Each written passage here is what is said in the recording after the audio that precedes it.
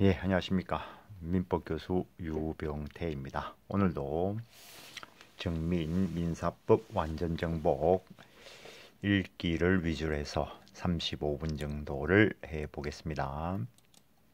자, 오늘은 97페이지 사실적 계약 이론에 대해서 살펴보시겠습니다. 사실적 계약 이론이 일단은 독일에서 나온 이론인데 사회 정형적 거래행위와 같이 일정한 경우에 청약이나 승낙의 의사표시가 없는 경우에도 당사자의 사실상 행위에 의해서 계약 성립을 인정하고자 하는 이론을 사실적 계약 이론이다 라고 이야기합니다. 언뜻 보기에는 의사실에 의한 계약 성립하고 유사한 측면이 있습니다.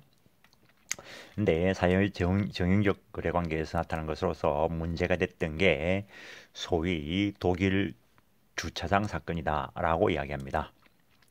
근데 어떤 자동차 소유자가 유료 주차장이라고 명시된 주차장에 자기 차를 주차하면서 이제 물어봤겠죠. 뭐 주차료를 받는다 이러니까 왜 주차료 받느냐라고 물으니까 그곳 감독자가 여기에 세워두면은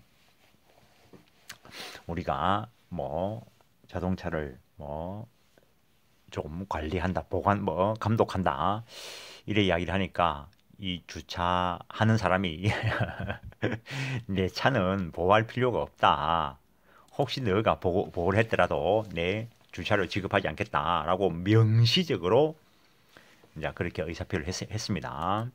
근데 독일 연방법원은 이 사실적 계약 이론에 의해서 유료 주차장에 차를 주차했다면 주차 계약이 성립된 것이고 주차 요금을 지급하여야 한다라고 판시한 바가 있습니다.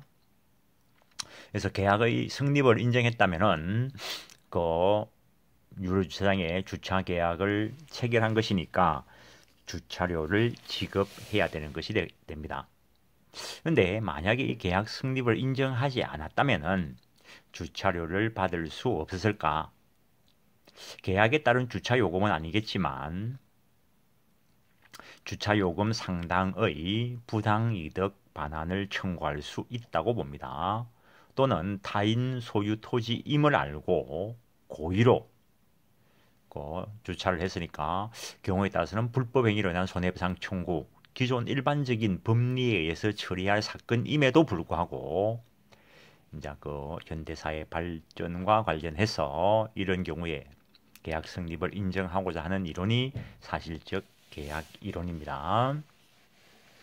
초창기에 이 이론이 소개되었을 때 우리나라 뭐 교수님들께서 상당히 획기적인 것이다 라고 하면서 많은 분들이 인정해야 된다 이렇게 했는데 요즘은 부정하는 견해가 오히려 더 다수의 입장입니다.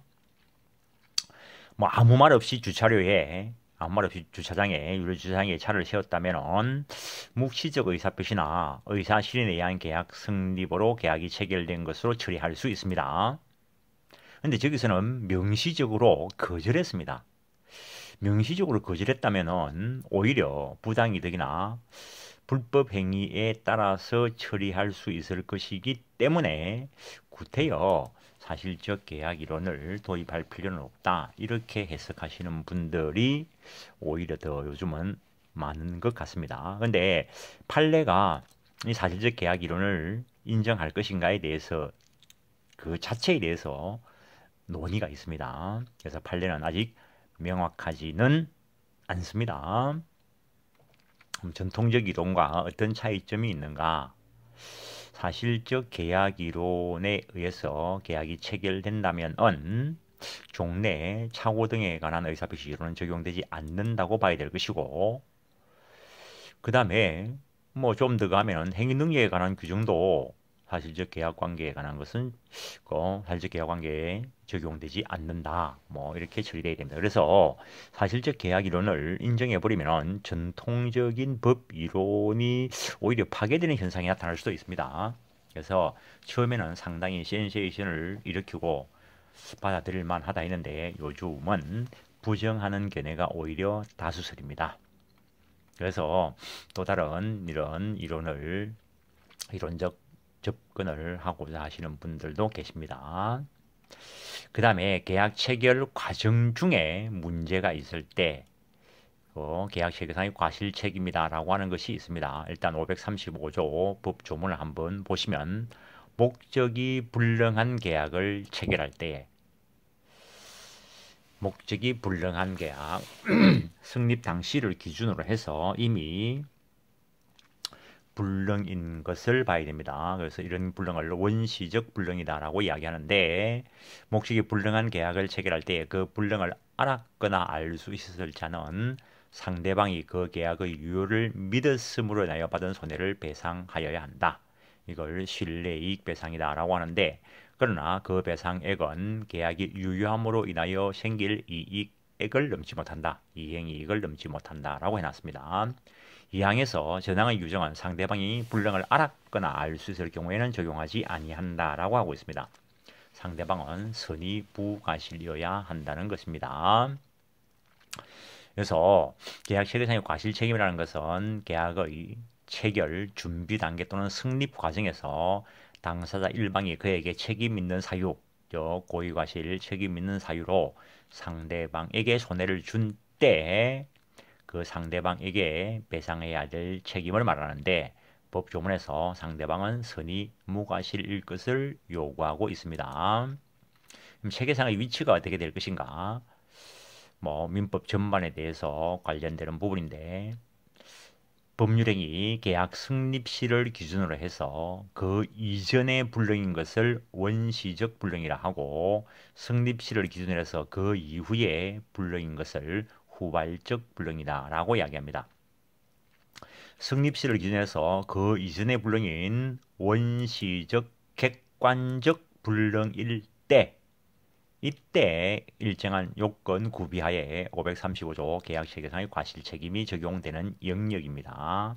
객관적 불능이라는 것은 세상 사람 누구에 대해서나 불능인 것을 말합니다. 주관적 불능, 특정인의 입장에서 불능인 것을 말하는데 그 사람에 대해서만 불능인 것이지 다른 사람과 관련돼서 살펴보면 불능이 아니다는 거죠. 그래서 원시적 객관적 불능일 때 일단 무효로 처리가 되고 그때 고의 또는 과실이 있는 자는 선의 무과실의 상대방에 대해서 책임을 지게 하는 부분이 계약체계상의 과실 책임 영역입니다. 원시적 주관적 불능인 경우에는 일단 계약은 일단 유효합니다. 그게 매매와 관련될 경우에는 매도인의 담보 책임 등으로 연결되는 영역이 됩니다. 성립시를 기준으로 해서 그 이후에 불능인 것을 후발적 불능이라는데 후발적 불능의 경우에는 객관적 불능, 즉 세상 사람 누구에 대해서나 불능으로 평가되는 거 또는 주관적 불능, 특정인 채무자 입장에서 불능인 거 그런 것들을 불문하고 채무자에게 귀책 사유가 있다면은 채무 불이행 유형 중에서 이행 불능의 영역이 될 것이고 채무자에게 귀책 사유가 없다면은 위험 부담의 법리가 적용되는 영역입니다. 그래서 어느 정도 체계를 가지고 있어야 민법 교과서를 읽어낼 수 있습니다. 그래서 원시적 불능으로서 무효가 처리되는 경우에 대해서 계약 당사자 일방이 고의 과실이 있고 고의 또는 과실이 있고 상대방이 선의 무과실일 때 535조가 그 경우를 예상으로 해서 규정되어 있는데 이걸 확대 적용할 수 있는가? 이론은 확대 적용하자라고 하는 것이 일반적인 견해입니다. 그래서 확대 적용설이 있고 확대 적용 부정설이 있는데 종래에 학자분들께서 독일 이론을 독일에 다녀오신 분들이 또 하면은 또 화를 내실지 모르는데 비판하는 입장에서 그렇게 이야기합니다. 독일 이론을 무비판적으로 받아들여서 독일 쪽에서 상당히 넓게 인정하는 계약체계상의 과실책임 이론을 우리나라에서도 확대에 적용해야 된다. 그렇게 했는데 부정하시는 입장에서는 독일 민법하고 우리 민법이 물론 독일법을 대체로 따르고 있습니다. 근데 세부적으로 들어가 보면은 뭐 좋게 말해서 우리 사정에 맞게 좀 손본 부분이 있습니다. 그래서 우리 법하고 독일법의 차이가 있는데 독일 민법은 일반적인 불법 행위 조항이 없다는 거죠. 일반적인 불법 행위 조항이 없으니까 피해자 구제를 위해서 535조 계약체계상의 과실책임 이론을 확대 적용해야 될 필요성이 있지만 우리나라는 민법 750조 일반적인 불법 행위 조항이 있기 때문에 구태여 535조를 확대 적용하지 않더라도 피해자를 보호할 방법이 있다. 따라서 확대 적용할 필요가 없다. 이렇게 해석하는 확대 적용 부정설이 있습니다. 판례는 법조문을 엄격하게 해석한다. 이렇게 표현합니다. 즉 확대 적용할 필요 없이 조문대로 처리하면 된다. 원시적 불능으로서 무효가 되는 경우, 즉 원시적 객관적 불능으로서 무효가 되는 경우에만 계약청의상의 과실 책임을 인정하면 된다는 것이 판례의 입장입니다. 어쨌든 계약이 무효 취소된 경우, 원시적 불능인 경우, 원시적 불능, 뭐 다른 말로 쓰면 원시적 객관적 불능을 이야기할 것이고 원시적 객관적 불능으로서 무효로 되는 경우에 그때를 예상하고 있는 것입니다. 여기서 계약 책임과 불법행위 책임을 한번 비교해 놓은 것이고 공부를 다 하고 나면 당연한 이야기가 됩니다. 535조가 적용되기 위해서는 일단 계약은 체결되었어야 된다는 거죠. 계약이 체결 안 되었으면 논할 이유가 없습니다.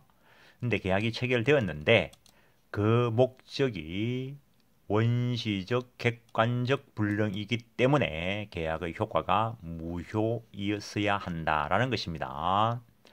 원시적 객관적 전부 불능인 경우도 있고 근데 이미 화재로 멸실된 건물 매매계약, 화재로 멸실되고 없는 건물에 대해서 매매계약을 체결할 수 있는가 그런 생각을 해볼 수 있는데 하는 놈들 많죠. 사기꾼들 쉽게 이야기하면은 있다 하길래 했는데 실제로는 불타고 없다는 거죠. 그 건물이 그런 경우 원시적 주관적 불능의 경우에는 매도인의 담보 책임이 적용된다라고 이야기했습니다. 앞에 했던 것을 다시 한번 서술해 놓은 것이고 그 계약이 체결됐을 때 당사자 일방이 그 불능을 알았거나 알 수 있었을 걸, 즉 악의 또는 과실이 있어야 된다는 것이고 상대방은 그 불능에 대해서 모르고 모르는데 과실이 없어야 한다는 것, 선의무과실이어야 한다는 것. 그때 선의무과실의자가 그로 인해서 손해를 입었어야 한다는 것, 인과관계가 있어야 된다는 겁니다. 535조 효과 실내이익 배상이 원칙이다 했습니다. 그러나 이행이익을 넘지 못한다. 그 정도 하시고 그래서 뭐 과거에 객관식 문제에서 이런 것들이 보이는데 실내이익과 이행이익 관련된 거 일단 요즘은 이런 거를 문제 내는 시대는 좀 지나갔죠. 그냥 근데 어쨌든 실제 사건이 일어나 가지고 내가 손해배상 청구할 때는 어느 쪽인가를 판단을 해서 거기에 따라서 처리를 해야 될 것입니다. 그래서 원칙은 원시적 객관적 불능으로서 무효인 경우에 대해서 규정을 두고 있는데 그러면 강행법규를 위반해서 무효인 경우에 어떻게 처리할 것인가에 대해서 생각해 볼 여지는 있는데 학자들은 다수설은 확대 적용한다 했는데 판례는 확대 적용 안 한다라고 이야기했습니다. 반사회적 행위로서 무효인 경우도 마찬가지. 그다음에 착오로 인해서 취소된 경우에 어떤 사람이 착오로 인한 의사표시로서 중요 부분의 착오가 있고 중대한 과실이 없을 때 취소할 수 있는데 민법 109조 민법 총칙 파트에 있습니다. 그래서 민법은 어느 한 부분으로 끝나는 것이 아니고 전체 다 연결되어 있습니다. 그래서 그러면 중대한 과실이 없다면 그 의사표시한 자, 표의자가 경과실을 이유로 취소할 수 있는 경우가 있다는 겁니다.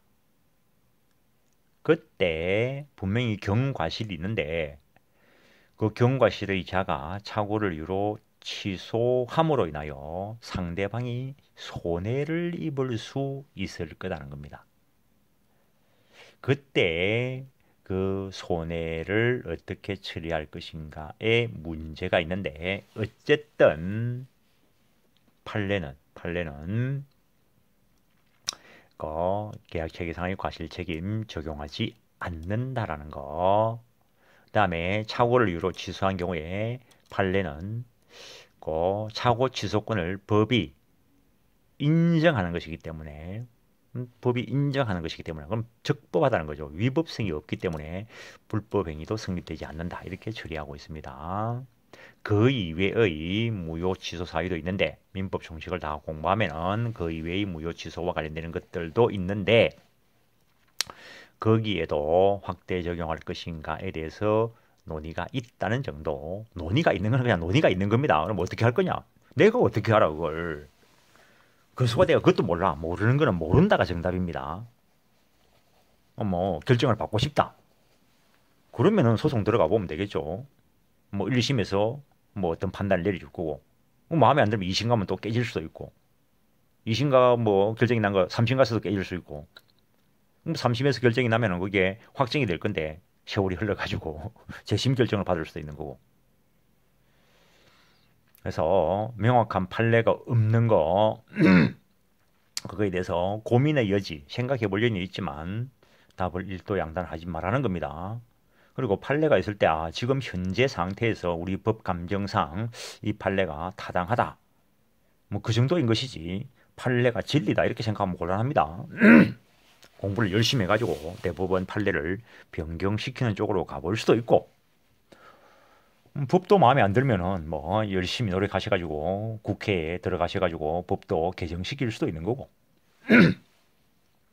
그래서 그냥 현재 상태에서, 현재 법 체계에서 이 정도면 타당하다, 이 정도인 겁니다. 진리를 공부하는 게 아니라 했습니다. 계약 체결 준비 단계에서 문제가 있는 경우에 어떻게 처리할 것인가, 여기에도 확대 적용할 것인가, 일단 논의가 있다는 거. 계약 교섭 과정 중에 부당 파기된 경우에 어떻게 할 것인가, 여기에 대해서도 계약 체계상의 과실 책임을 적용하자라는 논의가 있는데, 판례는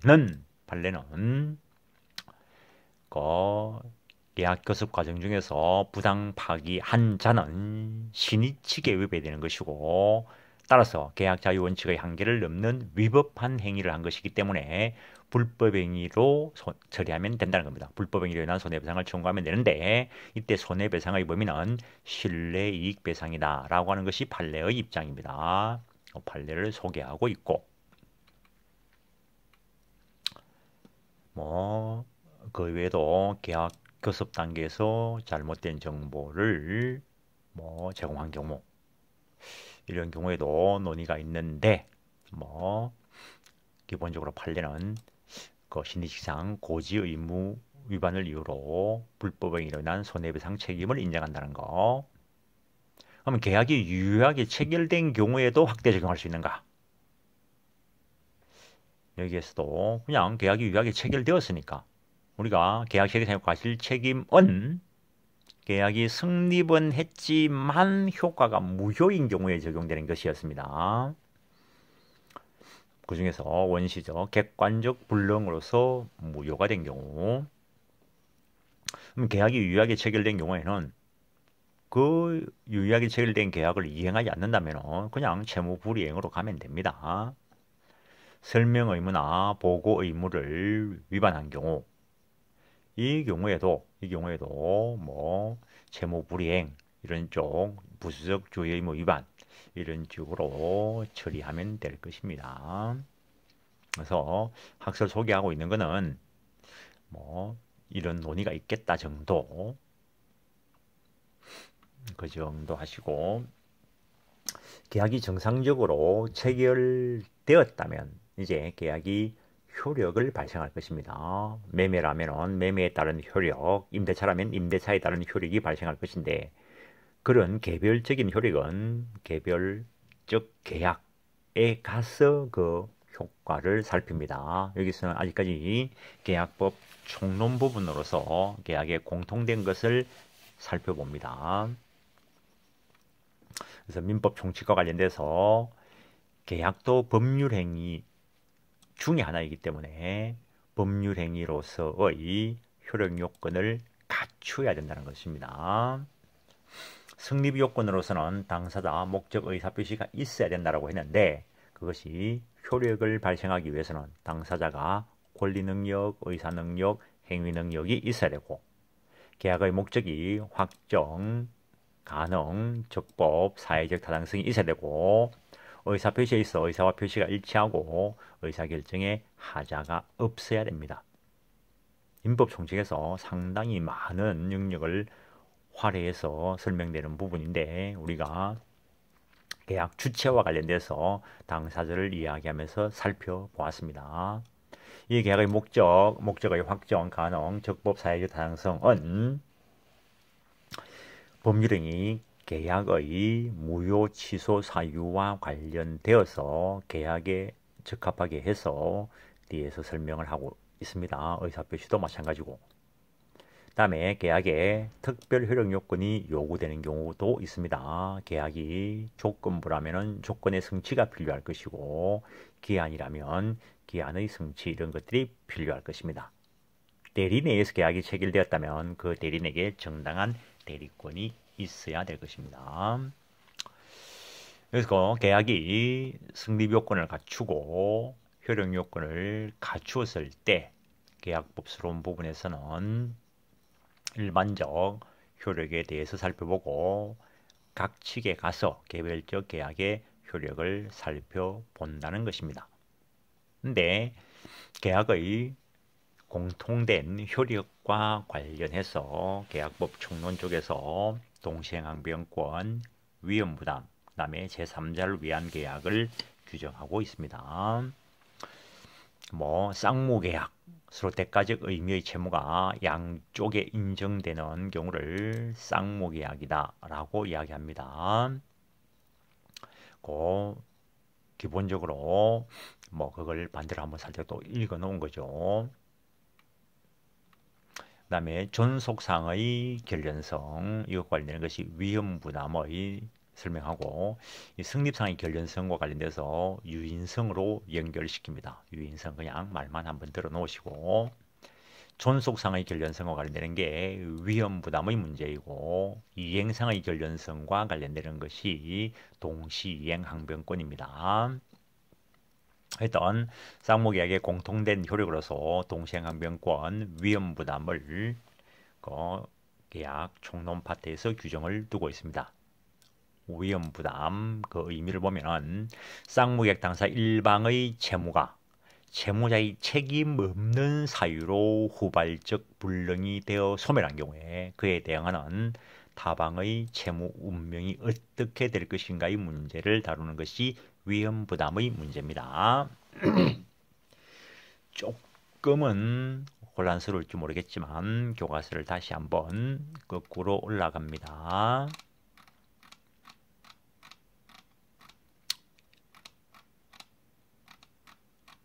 이 표를 보기 위해서 다시 왔습니다. 성립시를 기준으로 그 이후에 불능이 되었을 때 채무자에게 귀책 사유 없을 때 나타나는 부분이 위험부담의 문제가 됩니다. 채무자에게 귀책 사유가 있다면 채무 불이행의 문제가 되고 채무 불이행은 채권법 총칙 파트에서 규정이 되어 있습니다.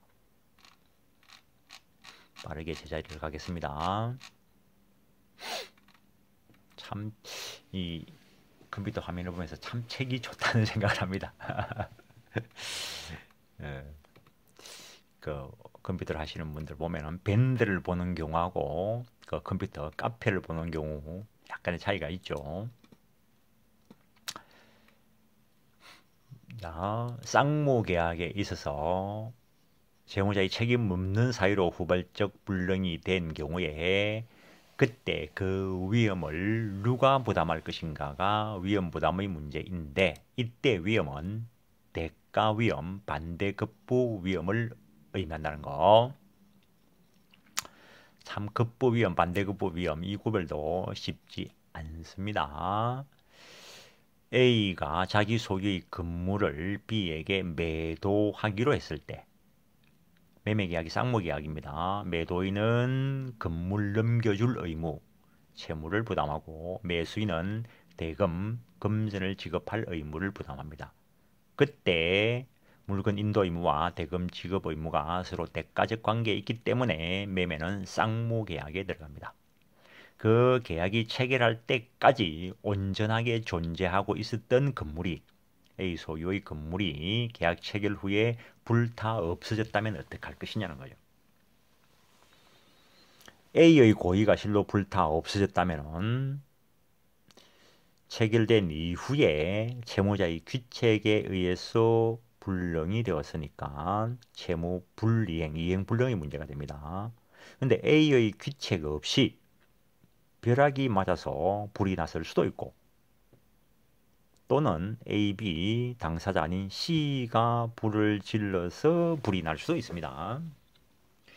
양쪽 당사자의 귀책 사유 없이 천재지변으로 불이 났던 아니면 계약 당사자 A, B 아닌 C가 불을 질렀던 계약 당사자 아닌 자에 의해서 아닌 것에 의해서 후발적 불능이 되었을 때 즉 채무자에게는 귀책 사유가 없었다는 거죠.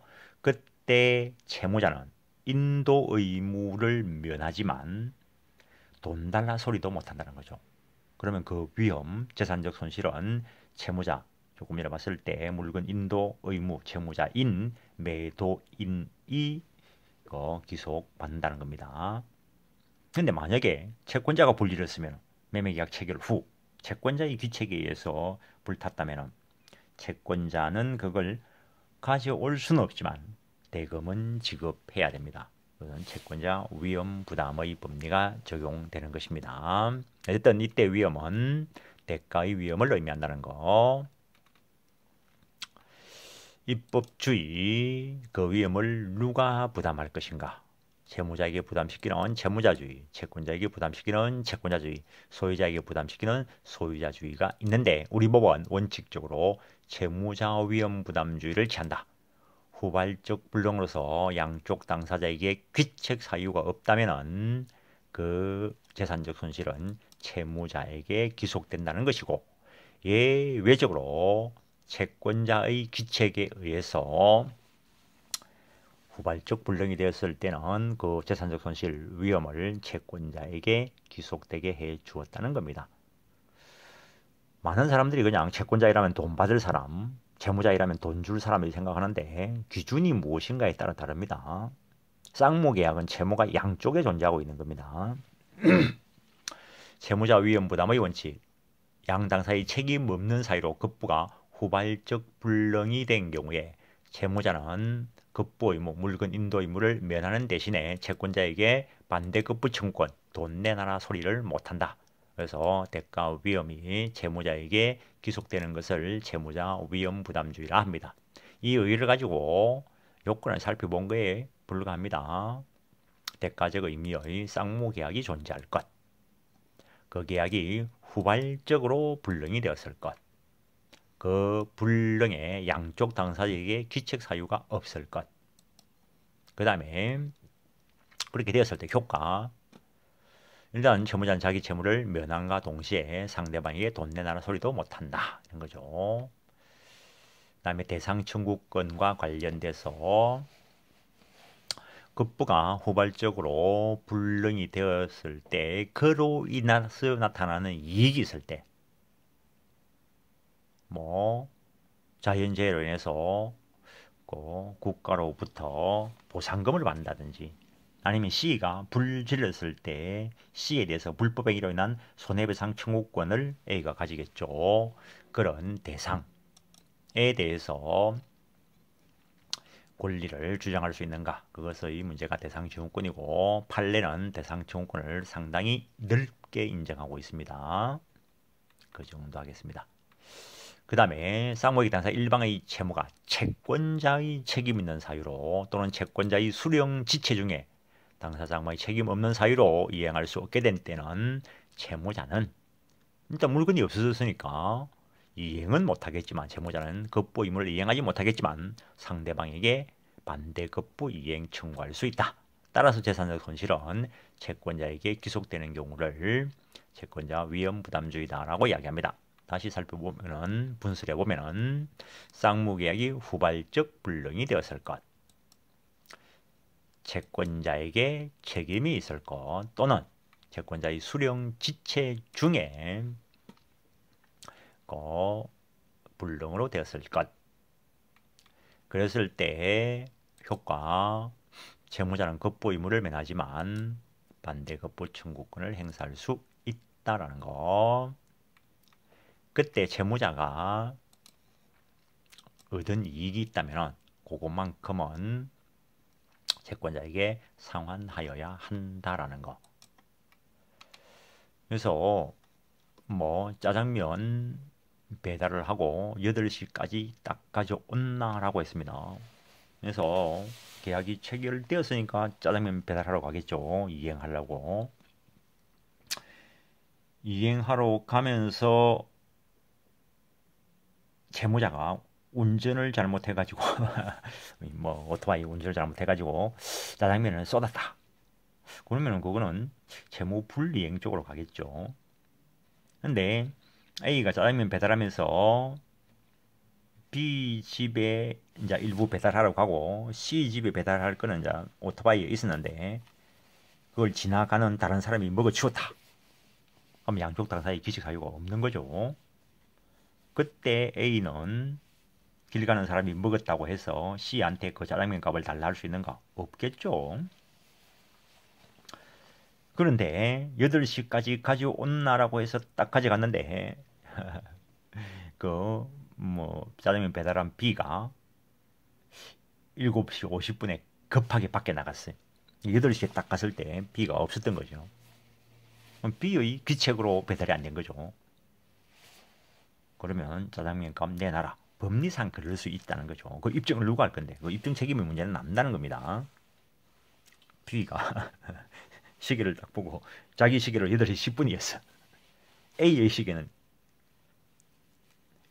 배달 중에 있는데 A의 시계는 도착했을 때 딱 보니까 8시였어. 입증이 어떻게 되는가에 따라서 어느 시계 하나하고 고장이 났겠죠.